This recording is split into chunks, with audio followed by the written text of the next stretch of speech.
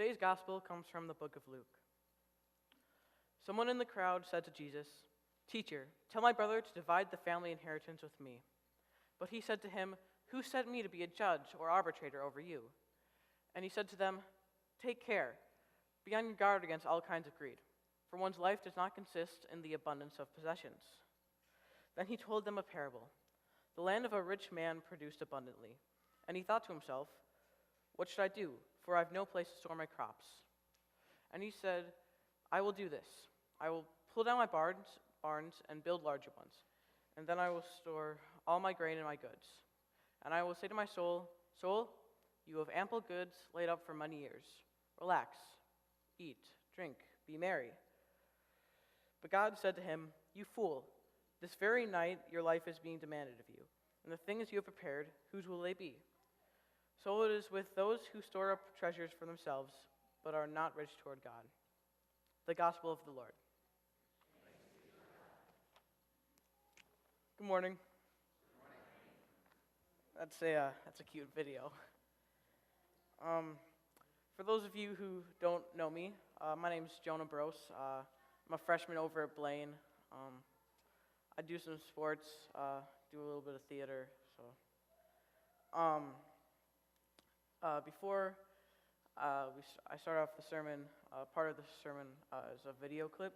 So. Want to hear an amazing story? Back in 1960, Coach Brooks was on the Olympic hockey team. But a week before the games, his coach cuts him and sends him home. And that team went on to win the gold medal without him. Herb Brooks had given up his dream of Olympic glory until 20 ordinary kids Why'd you want to play hockey? Isn't it obvious? For the girls? gave him a second chance. The Soviets win. My goal is to beat them at their own game. Beat the best team in the world. Gold medalists in 64, 68, 72, 76. Name?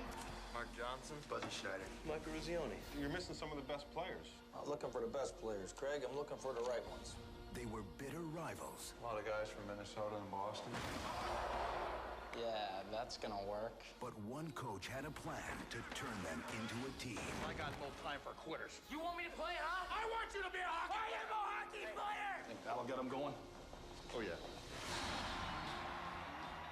When you face the impossible, Russians' main weapon is intimidation. This guy's ever smile? The Russians, they get shot if they smile. and you refuse to give up, I didn't think it was gonna be this hard. Yeah, you did. We start becoming a team right now. miracles can happen.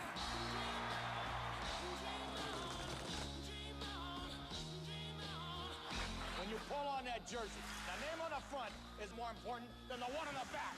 Michael Ruzioni! Who do you play for? I play for the United States of America! Welcome to the Olympics, gentlemen. Walt Disney Pictures presents This is something that this country is ready for. Great moments are born from great opportunity. If we play them 10 times, they might win 9, but not this game.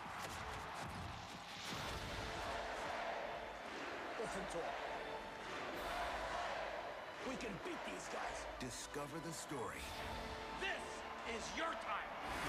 behind the greatest moment in sports history.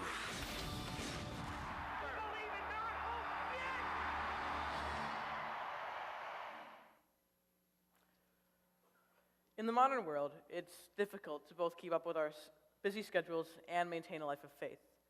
It's so difficult balancing both that many almost completely forget about their faith lives. They go to church once a year at best, and I'm not saying that there's anything wrong with that, but I was in that category for a short period in my already short Christian life, and I felt an emptiness that could only be filled with Christ. And the problem is, I really think that a lot of people are in that category. And a lot of them think that it's too late to start becoming a practicing Christian. But Paul wants us to know that through Christ we find a happiness and empowerment we wouldn't find before. He wants to know that faith gives you that resiliency. That as Christians, we can be struck down, humiliated, or at our worst, but in the end, we'll get back up because we have God on our side. Let me read you this. But we have this treasure in jars of clay to show that this all-surpassing power is from God and not from us. We are hard-pressed on every side, but not crushed, perplexed, but not in despair, persecuted, but not abandoned, struck down, but not destroyed. We always carry around in our body the death of Jesus, so that the life of God may also be revealed in our body. For we who are alive are always being given over to death for Jesus' sake, so that his life may also be revealed in our mortal body. So then, death is at work in us, but life is at work in you. That verse is one of hope, of resilience through faith. Its message can be perceived in many ways, but on its simplest level, when you are with God, you cannot fail. And who better to teach this lesson than the Apostle Paul? Before conversion, Paul was on a dark path. He prosecuted hundreds of Christians. If he had not found God, it's very possible he would have done some terrible things. But he did, completing the greatest transition in the Bible, going from an unhappy man squandering his wealth to a man with spiritual wealth, finding happiness and spreading God's words. The amazing thing is, when we fall in times of little faith, we know that God will lift us up. He will find amazing ways of presenting himself to us. This has happened many times through history, when needed at least, and we now find a time when we need to be united through not just faith, but through anything. Today we see a great divide in the American people and people all over the world. We need something to happen. The good news is something will. It has in the past. When asked to choose a sport with which to compare faith, I looked no further than what is arguably the most famous sport in Minnesota, ice hockey. Not because I love the sport, though I do. Not because the sport itself holds symbolism to faith, though it does. But because one event in the history of that sport is so remarkably similar to the miracle of Christ, and it was so amazingly, it was just very helpful, that I knew there was no better way to teach about God. Now, if you didn't watch this great event on TV at the time, or have never watched the movie, I'll recap. The national hockey team for Russia, what was in the Soviet Union, was the hockey equivalent of the Yankees, except maybe times 1,000. From 1964 to 76, they won every single Olympic gold. They were never beaten in an official Olympic match, and they were, if there ever was one, an unbeatable team. They had an experienced squad of pros, paid professionals by the Soviet Army. At a time when most Americans and Canadians went directly to the NHL, it was difficult at best to put together an amateur team to beat such a powerhouse. Now, Americans at the time hated this, not only for reasons within the sport of hockey, but for reasons within politics too. America had fallen gradually onto tough times. In the middle of a Cold War with none other than their old hockey rivals, the Soviet Union, at the start of what was an extreme gas shortage, and after observing corruption in its highest office, America was losing that hope, that American dream attitude. To quote Jimmy Carter, the American people had a crisis of confidence. 1979, enter Herb Brooks, legendary hockey coach from the great state of Minnesota. He wants to construct a team to beat the Soviets. He puts together a squad of amateurs, a somewhat ragtag group from colleges in the Midwest and out east. He tells assistant coach Craig Patrick that he's not looking for the best players, he's looking for the right ones. Almost immediately, there is trouble in paradise. There were scraps between players, as shown in the trailer, from different college teams. Minnesota and Boston had a huge rivalry at the time. Most of the players on the team were from either Minnesota or Boston. This led to difficult situations.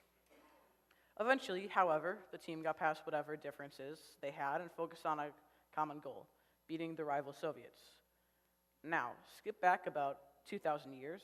Jesus of Nazareth is 33 years old. There is a plot against his life. He knows this, his disciples do not. If his enemies succeed, the future looks grim. He arrives in Jerusalem on Tuesday. On Wednesday, he prepares for the Sabbath, but is captured and brought to the governor Pilate. At 2 a.m., he is crucified. 3 days later, he rises from the dead and forgives our sins. Just like the story of Miracle on Ice, Jesus' resurrection couldn't have come at a better time. It was the very thing that we as a human race needed, God's forgiveness. Jesus gave up his life for the one thing that we could not live without. He showed us and generations before and after us God's love, and that's the only thing we'll ever need. Both stories, equally amazing, set examples on how to live our lives with hope. Jesus will come back to life. Mike Erozione will score a goal and will beat those mean old Soviets. As I said before, we need to remember this right now. We currently are seeing an extreme divide in races, generations, and lifestyles. The best quote, I believe, from the movie Miracle is, "It was more than just a hockey game." And that is 100% true. We shouldn't take out of that 1980 national hockey team how to play hockey. It's a way to live life, with our heads up, with our eyes open. Part of the reason we as a nation, and frankly as a world, are so divided is that so many people learn too early on to see things in terms of black and white. One of the many things we can learn in the Gospels is to not do this. Jesus teaches us that we shouldn't find a side to identify with. We should find the truth. And not enough people do this today. That's a big part of the reason why we have so many divisions. This much is true. And working out these differences will be hard. This much is obvious. But what's also true is that this has happened before. Many times, I might add. Throughout our country's history, there have been divides that seemed impenetrable. It takes something special to restore that unity. These things seldom come along, but come they do. And when it's all said and done, we can do great things. So I guess what I'm trying to say is that sometimes we as a nation are unified, and that's great. It's perfect. But this is currently not the case, and that's okay too, because God has a plan. And admittedly, we get told that a lot when times get tough, and at this point, it really just seems like something people say, but it's true. I like to think that God works in mysterious ways. He's very deliberate. And yes, I'm spewing off cliches, but I like to think that they're cliches because people say them a lot, and people say them a lot because they're true. We forget sometimes that there's always a bigger picture.